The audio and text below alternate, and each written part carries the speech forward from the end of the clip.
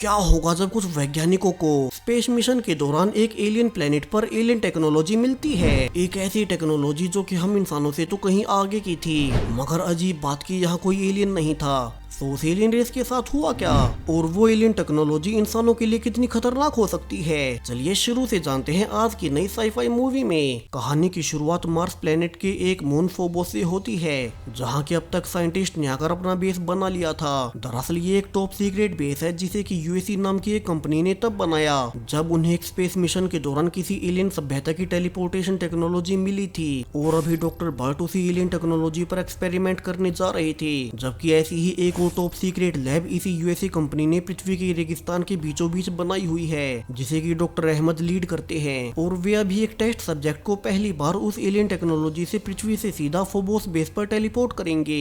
तो अब डरते हुए वो आदमी उस एलियन पोर्टल की ओर जाने लगता है, जिस पर एलियन भाषा में काफी सारे सिंबल्स बने हुए थे। और वैज्ञानिकों ने इस पोर्टल को गेट्स का नाम दिया, क्योंकि उनके हिसाब से जो भी इस पोर्टल में एंटर करेगा वो सीधा टेलीपोर्ट होकर फोबोस बेस वाले पोर्टल से निकल सकेगा। तो अब जैसे ही वो आदमी उस पोर्टल में घुसा ही था कि वो सीधा फोबोस मून बेस पर जा निकलता है, जिसे कि देख अब वैज्ञानिकों की पूरी ही टीम काफी खुश थी कि उन्होंने इस एलियन टेक्नोलॉजी को इस्तेमाल करने का तरीका ढूंढ ही निकाला। कि अचानक से एक लेडी डॉक्टर उस आदमी को देख दंग रह जाती है, जो कि एलियन पोर्टल से निकलने के बाद इंसान बचा ही नहीं था, बल्कि धीरे धीरे म्यूटेट होकर उसका बॉडी स्ट्रक्चर ही बदलना शुरू हो चुका था। अब यहाँ से हमें इसी यूएसए कंपनी का एक स्पेसशिप दिखाया जाता है, जिसमें कि सोल्जर्स की एक टीम को इसी मून बेस की सिक्योरिटी के लिए पृथ्वी से कई महीने पहले भेजा गया था। और अब जब ये स्पेसशिप उसी फोबोस वाले मून बेस पर पहुंचने ही वाला है, तो धीरे धीरे इसके सारे ही सोल्जर्स एक एक कर क्रायोस्लीप से उठने लगते हैं, ताकि वे खुद को लैंडिंग से पहले प्रिपेयर कर सके।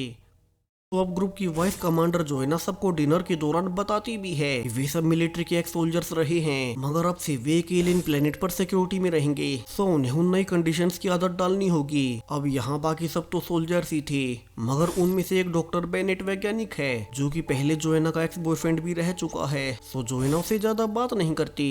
दूसरी ओर फोबोस बेस पर डॉक्टर भट्ट पृथ्वी पर डॉक्टर अहमद से डिस्कस कर रहे थे कि उनसे क्या गड़बड़ हुई, क्योंकि उनके टेस्ट के हिसाब से वे एलियन गेट्स नॉर्मल ही लग रहे थे। और अब डॉक्टर बर्ट सुझाव देता है कि अगले टेस्ट के दौरान वो खुद उन गेट्स में एंटर कर पृथ्वी के बेस तक टेलीपोर्ट होकर आने की कोशिश करेगा। जबकि स्पेस वेसल में कैप्टन सैवेज सभी को लैंडिंग से पहले अपनी बेस की डिटेल्स ब्रीफ कर रहा था कि उस बेस को 3 लेवल्स में बनाया गया है, और उस बेस के आखिरी वाले तीसरे लेवल पर एक न्यूक्लियर रिएक्टर रखा गया था, जिससे कि पूरे ही बेस को एक्सपेरिमेंट के लिए पावर मिलती रहे। और उनका मुख्य काम उसी रिएक्टर की सुरक्षा करना है, ताकि उसे किसी प्रकार का नुकसान न पहुंचे। और अगर वो रिएक्टर गलती से ब्लास्ट हो गया तो पूरा ही बेस उड़ जाएगा, और उन समेत सभी साइंटिस्ट भी मारे जाएंगे। तो सभी को लैंडिंग की तैयारियां करने का कहकर कैप्टन अब अपनी फैमिली को मैसेज भेजता है कैसे ये उसका आखिरी मिशन है, जिससे कि उससे काफी सारे पैसे मिलेंगे, और फिर वो अपने काम से रिटायर होकर अपनी फैमिली के साथ ही रहेगा।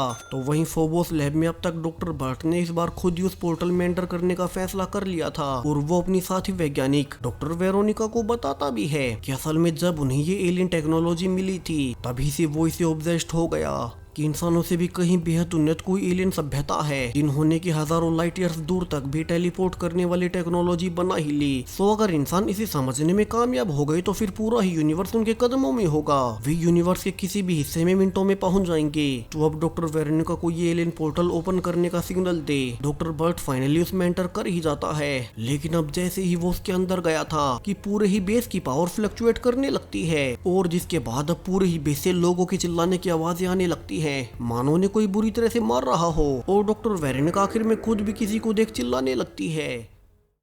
जबकि ऊपर से सोल्जर्स का वेसल अब तक बेस पर पहुंचकर लैंडिंग कर रहा था, और इसका पायलट मॉर्गन बेस पर रेडियो से सूचना भी भेजता है कि अब वे लैंडिंग कर रहे हैं, मगर अब सरप्राइजिंगली उन्हें मून बेस से कोई भी रिप्लाई नहीं आता। सो कुछ देर इंतजार के बाद कैप्टन ऑर्डर दे ही देता है कि अब वे बेस के अंदर जाकर देखेंगे कि उन्हें कोई भी रिप्लाई क्यों नहीं दे रहा। और सभी सोल्जर्स अब अपने अपने वेपन्स के साथ फाइनली बेस में घुसने को तैयार हो जाते हैं। वहीं जब उन्होंने बेस में जाने के लिए अपने वेसल के गेट्स को बेस से जोड़ा, तब उनकी पावर भी मेल फंक्शन करने लगी, यानी कि यहाँ कुछ तो बड़ा हुआ है। और सभी सोल्जर्स बेस में घुसकर नोटिस भी करते हैं कि यहाँ तो अब सिर्फ 2% बैटरी ही बची हुई थी, यानी कि अगले 90 मिनट बाद वो न्यूक्लियर रिएक्टर ब्लास्ट हो ही जाएगा, क्योंकि यहाँ अंदर पावर नहीं होगी। और अगर वो रिएक्टर ब्लास्ट हुआ तो साथ में पूरा बेस भी उड़ जाएगा, यानी कि उन्हें 90 मिनट के अंदर सर्वर रूम में जाकर सब कुछ रीसेट करना होगा। वहीं हैरानी वाली बात कि पूरे ही बेस पर उन्हें कोई दिखाई नहीं देता कि सब गए कहाँ। और कैप्टन यहाँ से सोल्जर्स को 2 टीमों में बांट देता है, जहाँ की लेफ्टिनेंट जोएना की टीम सर्वर को ढूंढेगी, जबकि कैप्टन की टीम तीसरे लेवल पर जाएगी। और दोनों ही टीमें अब अलग अलग होकर लेवल्स पर जाकर जांच करने लगती है कि यहाँ असल में हुआ क्या है।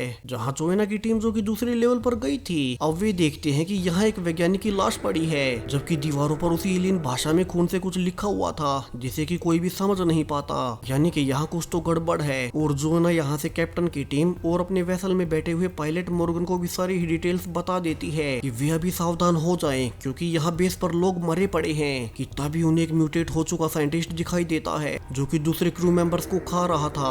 और अब वो सोल्जर्स को देख उन पर भी अटैक करने भागता है। हालांकि इसके पहले ही सोल्जर्स ने उसे गोलियों से मार दिया था, जबकि दूसरी ओर कैप्टन की टीम को पहले लेवल पर फाइनली 3 सर्वाइवर्स मिल चुके थे, जिनमें से कि डॉक्टर बर्ट, डॉक्टर वेरोनिका और एक और साथी वैज्ञानिक था। और वेरोनिका यहाँ से जल्दी से कैप्टन को बताने लगती है कि उन्हें अभी ही इस बेस से निकलना होगा। और वो आगे उसे कुछ भी बता पाती कि पीछे से उसी की म्यूटेट हो चुके साथी मेंबर्स उस पर टूट पड़ते हैं और मार डालते हैं, जबकि जोआना की टीम पर भी बाकी के म्यूटेंट्स ने अटैक कर दिया था, जो कि उसी एलियन गेट के संपर्क में आने के कारण खुद से आपा खो बैठे। और अब वे वॉयलेंट होकर सबको काट रहे थे, जहाँ से सोल्जर्स की टीम ये समझ चुकी थी कि अब वे इंसान नहीं बचे, तो उन्हें खुद की सुरक्षा के लिए उन्हें जान से मारकर यहाँ से निकलना होगा। हालांकि उन म्यूटेंट्स की संख्या कुछ ज्यादा ही थी और अब वे एक एक कर सारे सोल्जर्स को भी मारने लगते हैं। तो दोनों टीमें शूटिंग करते हुए फाइनली साथ में मिल ही जाती है। हालांकि अब तक उनके कई सारे साथी मारे गए, जबकि बाहर से और भी म्यूटेंट्स उन तक पहुंच ना पाए। इसीलिए कैप्टन सैवेज अकेला पीछे रहकर खुद को टीम के लिए सैक्रिफाइस कर देता है और काटा जाता है। तो अब अपने साथियों को यूं मरता देख जोएना बेनेट से गुस्से में पूछने लगती है कि वे उनसे छिपा क्या रहे हैं और इस यूएसए कंपनी को इस मून पर मिला क्या था और फिर बेस पर ये सब क्या हो गया।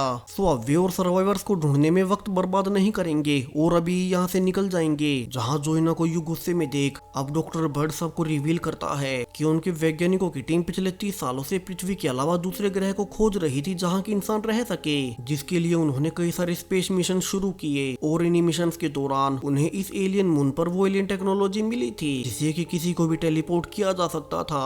तो उन्हें लगा कि ये एलियन टेक्नोलॉजी एक ऐसी सभ्यता की थी जो कि समय के साथ विलुप्त हो गई होगी। और अब वे एक्सपेरिमेंट्स कर उन गेट्स को काम करने लायक बनाने लगे, मगर उन्हें भी ये अंदाजा नहीं था कि जो भी गेट्स के जरिए ट्रेवल करता है उनका इंसानी डीएनए ही एलियन डीएनए में बदलने लगता है। जबकि बर्ट का दूसरा साथी भी बताता है कि उसने उन गेट से कुछ एलियन को बेस में आते हुए देखा था, जो कि देखने में इंसानों से तो बहुत अलग लग रहे थे और शायद से उन्हीं ने बेस पर क्रू मेंबर्स को म्यूटेट कर दिया। हालांकि डॉक्टर बर्ट का अभी भी मानना था कि उन्हें अपने बेस को छोड़कर नहीं जाना चाहिए, क्योंकि फिर उनकी सारी ही रिसर्च खराब हो जाएगी। लेकिन जोएना अपने बचे हुए सोल्जर्स की जान दांव पर लगाने को तैयार नहीं होती। वहीं अब तक तो पावर भी 1% ही बची हुई थी, लेकिन जोआना अपने बचे हुए सोल्जर्स की जान दांव पर लगाने को तैयार नहीं थी और अब तो और भी 1% भी बची हुई है। तो डॉक्टर बर्ट के मना करने के बावजूद जोएना की टीम उन्हें अपने साथ वेसल में ले जाने लगती है ताकि वे यहाँ से पृथ्वी के लिए वापस निकल सके।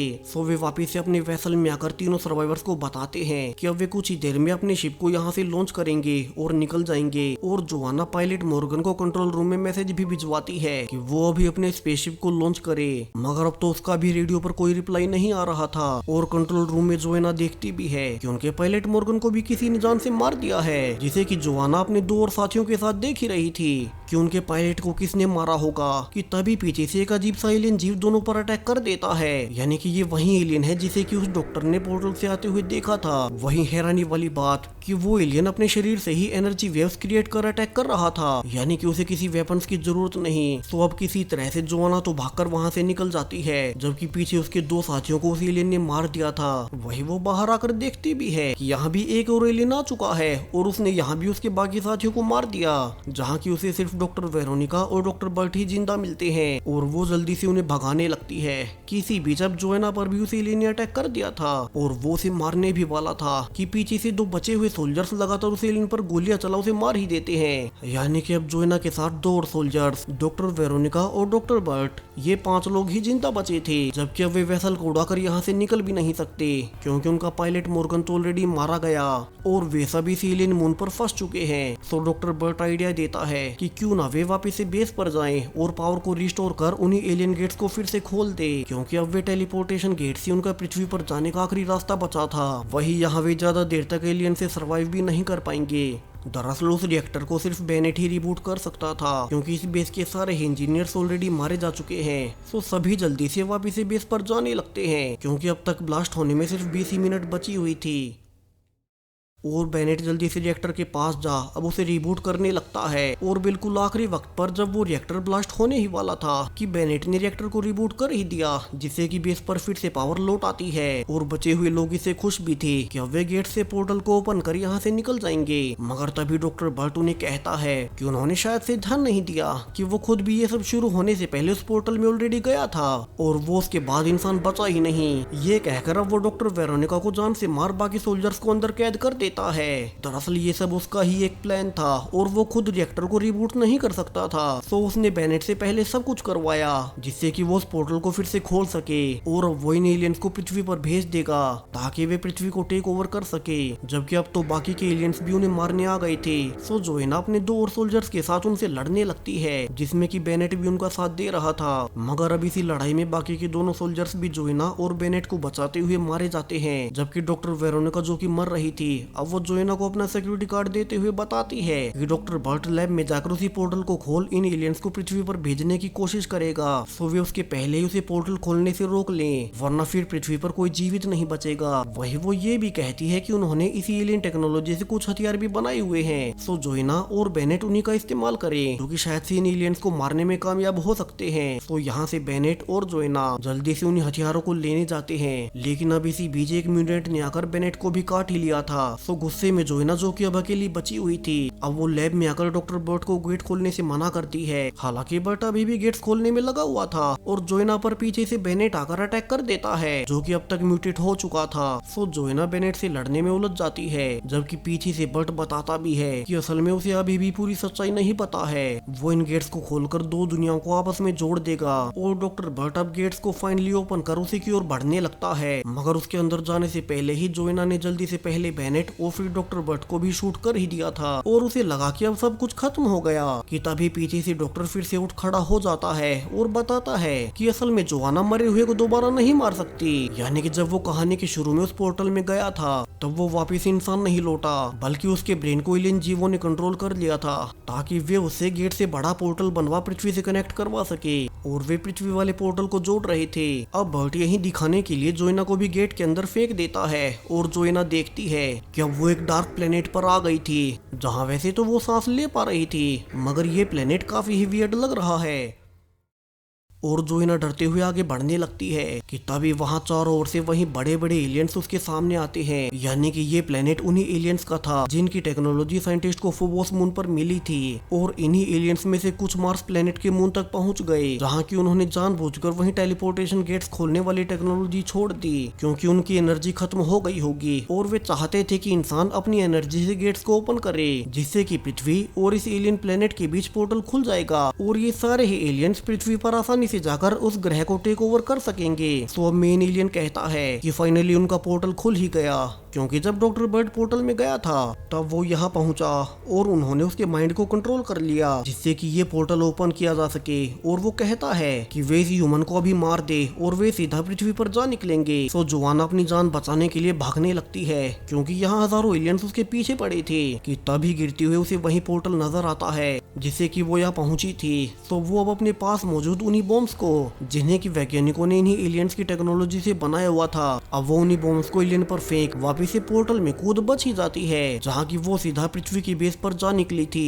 और इसी पोर्टल को डॉक्टर बर्ट ने उस एलियन प्लेनेट से सीधा कनेक्ट किया हुआ था, जहाँ की डॉक्टर अहमद पूछता भी है कि जोआना अकेली क्यों आई, जबकि जोआना तो डर चुकी थी और वो जल्दी से डॉक्टर को पोर्टल बंद करने को कहती है, क्योंकि अगर वे एलियंस पृथ्वी पर आ गए तो सब कुछ नष्ट कर देंगे। और आखिरकार वे जल्दी से पोर्टल्स को बंद कर ही देते हैं, जहाँ जोआना ही फोबोस बेस से लौटी हुई इकलौती सर्वाइवर बची हुई थी। और इसी के साथ ये कहानी अब यहीं पर खत्म हो जाती है। सो वीडियो पसंद आया हो तो इसे लाइक करते जाएं, साथ ही चैनल को सब्सक्राइब करें और भी ऐसी ही मूवीज के लिए। Thank you.